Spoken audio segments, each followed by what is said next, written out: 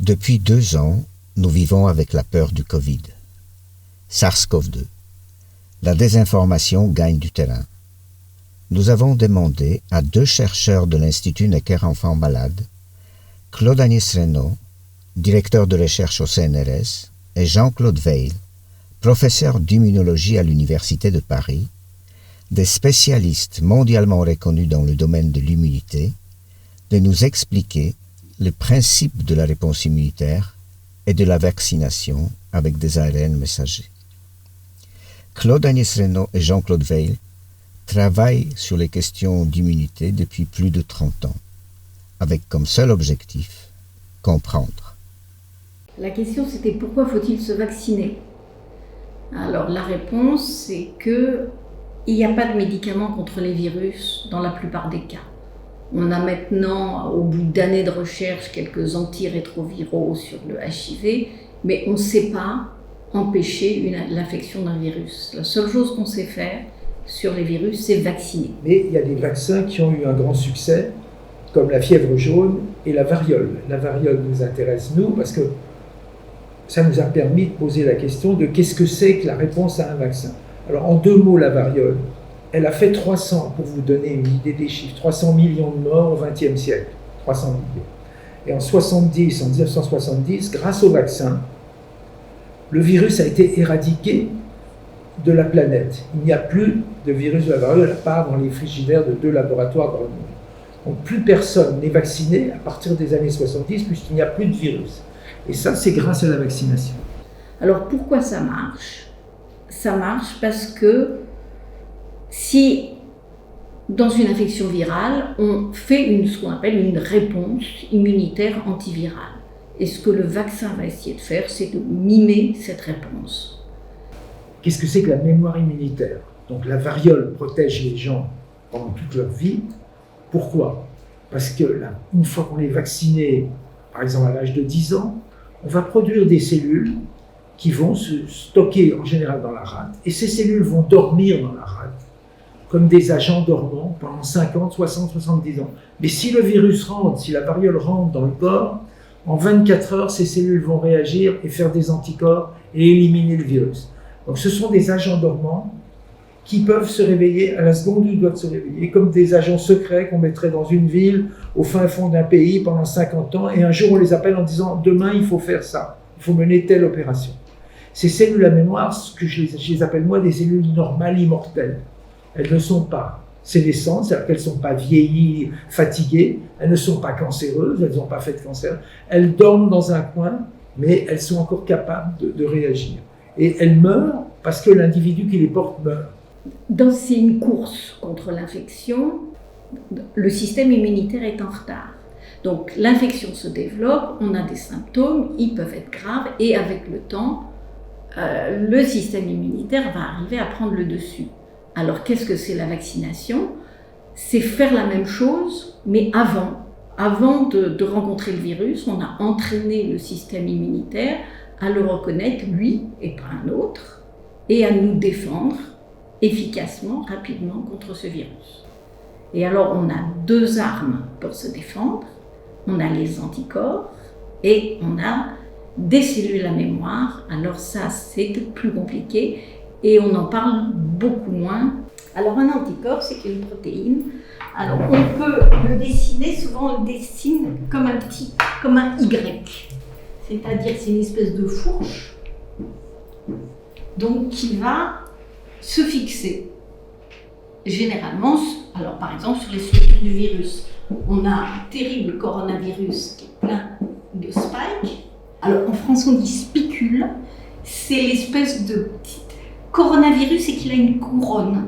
Et c'est la couronne qu'il a, c'est la couronne de cette protéine que j'ai dessinée comme ça, spike, spicule, et c'est elle qui lui permet d'entrer dans les cellules.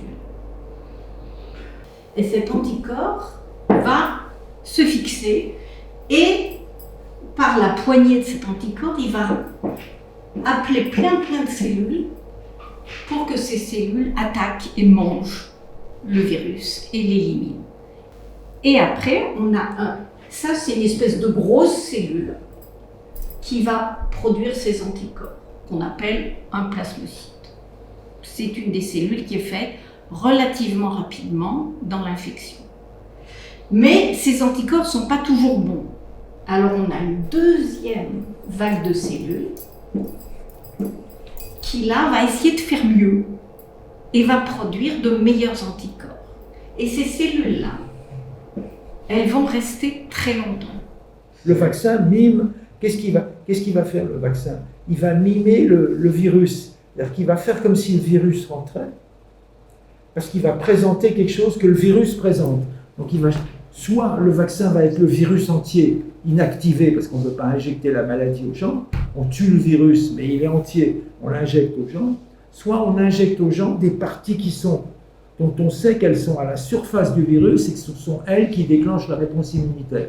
Donc quand ton virus rentre dans ton corps, il a un truc qui dépasse, il a une pointe qui dépasse, qui, elle, va déclencher le système immunitaire. Ben, si tu prends cette pointe toute seule, sans le virus, et que tu l'injectes, tu déclenches le système immunitaire.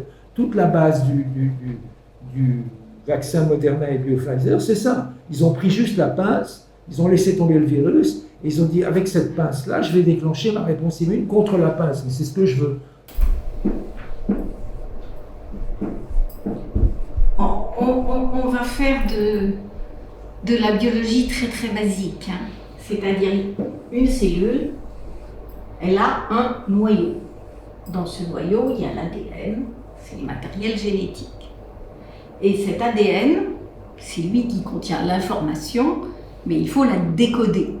Donc pour la décoder, l'ADN envoie des petites molécules qu'on appelle des ARN messagers.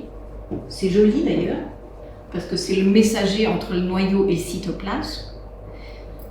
Et ce messager va aller dans une usine très particulière dans le cytoplasme et produire les protéines donc, pour lesquelles il contient l'information qui est codée dans le génome.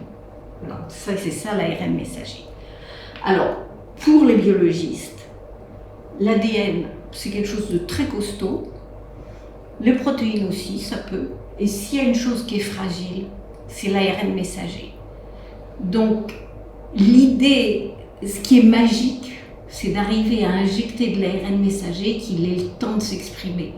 Donc, je pense qu'un biologiste moléculaire, il ne peut pas avoir peur de l'ARN messager parce qu'il sait que c'est une pauvre molécule extrêmement fragile, avec une vie extrêmement limitée. C'est dégradé par tout ce qui se passe. Alors, qu'est-ce que les gens ont inventé, justement, pour le vaccin à ARN messager, pour qu'il arrive jusqu'à stimuler le système immunitaire? Cet ARN messager, on l'a mis dans une goutte d'huile. Alors, le problème, on appelle ça une nanoparticule. Alors, une nanoparticule, ça a l'air terrible, mais nano, ça veut juste dire très très petit. Donc, il est dans une très très petite goutte d'huile, une nanoparticule lipidique. J'aime mieux dire une très petite goutte d'huile. Et cette goutte d'huile, elle a aussi un peu de charge électrique à la surface, et elle va rencontrer une cellule du système immunitaire qui adore ça et qui va la manger. Donc, la nanoparticule lipidique se dissout immédiatement et le messager entre dans la cellule. Cette cellule a une durée de vie très limitée et ce messager, pendant le temps où il arrive à être encore intact, dans cette cellule qui a une petite durée de vie, va produire la protéine pour laquelle il code. Et là, il s'agit bien évidemment de la protéine spike. Donc l'organisme va produire, donc des cellules vont produire la protéine spike pendant un temps court et stimuler le système immunitaire. Et ce qui est, à nouveau pour un biologiste moléculaire, ce qui est magique, c'est que ça puisse marcher, que l'ARN puisse vivre suffisamment longtemps pour faire ce travail, et pas du tout qu'on va être transformé en cyborg avec des choses. Il n'y a pas d'électronique. Il y a une nanoparticule lipidique qui est une pauvre petite goutte d'huile qui entoure le messager.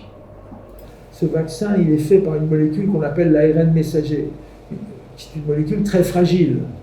À partir du moment où il est injecté dans le corps, au bout de quelques jours, il est détruit. Il ne reste pas. En plus, il est injecté dans ce qu'on appelle le cytoplasme. Or, le génome de la cellule, ce qu'on appelle le patrimoine, est dans le noyau. Jamais ce messager va rentrer dans le noyau. Donc les chances, en quelques jours, que ce messager rentre dans le noyau et s'intègre dans le DNA sont proches de zéro. Enfin, ça n'a pratiquement pas de sens en biologie moléculaire de penser qu'on va modifier le patrimoine génétique des cellules, en plus, qui vont être quelques cellules qui vont être présentes là, qui ne vont pas être les spermatozoïdes ou les gamètes de l'individu. Donc on ne va pas changer. Pour changer la lignée, il faut toucher la lignée germinale. Les chances que ça va toucher la lignée germinale, par une injection dans le bras d'ARN messager, on est dans l'impossibilité de le concevoir avec nos connaissances actuelles. Impossibilité. On a parlé des anticorps. Et on a parlé des cellules mémoire qui vont rester longtemps et qui ont la propriété unique de pouvoir se multiplier et de redonner des nouveaux anticorps. Alors, pourquoi c'est important? Donc, c'est que par rapport aux variants, si on fait une 3e dose de vaccin, on stimule les meilleures cellules.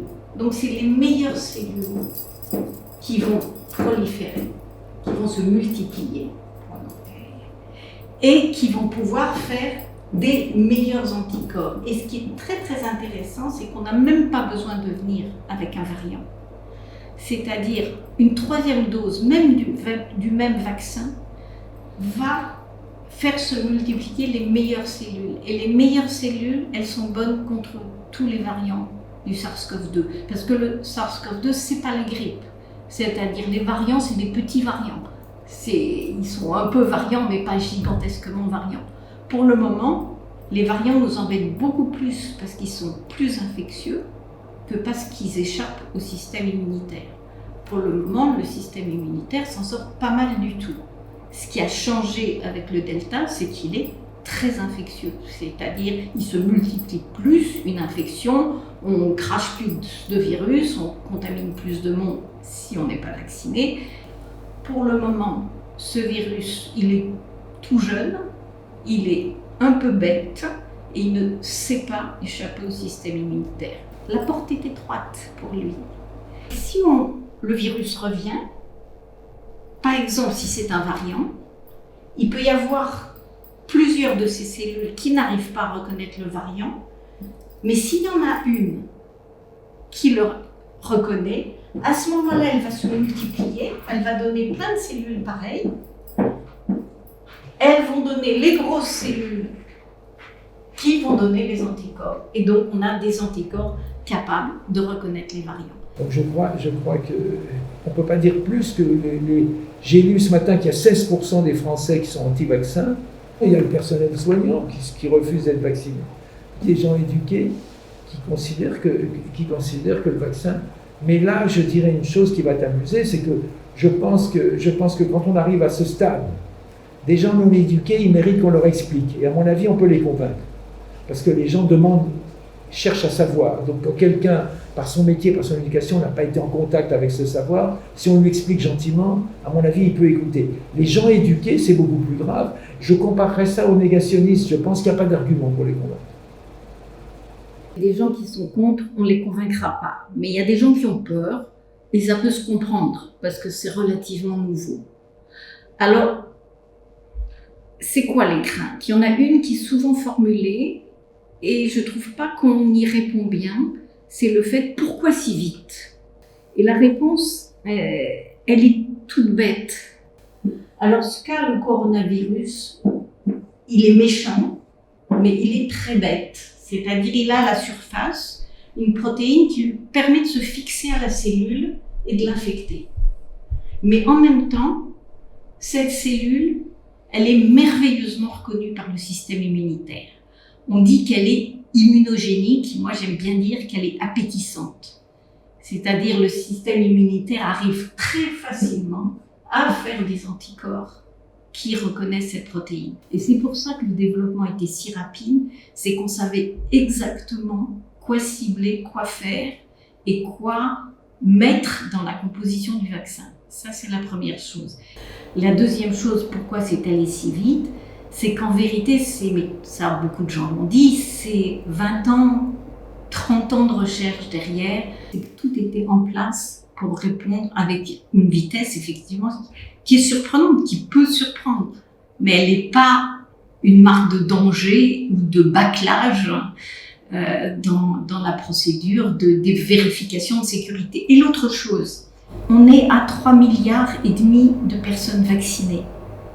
Alors, il y a peut-être qu'1,5 milliard pour le vaccin ARN messager, mais c'est peu dire qu'il n'y a pas de remontée, peu de remontée de problèmes, et on n'en aura pas dans 3 mois. Le messager, il est parti depuis longtemps. La protéine, elle est dégradée depuis longtemps, et la nanoparticule lipidique, la pauvre goutte d'huile, elle a été absorbée par la cellule depuis très longtemps. La question qui se pose, c'est, faut-il être vacciné? Oui.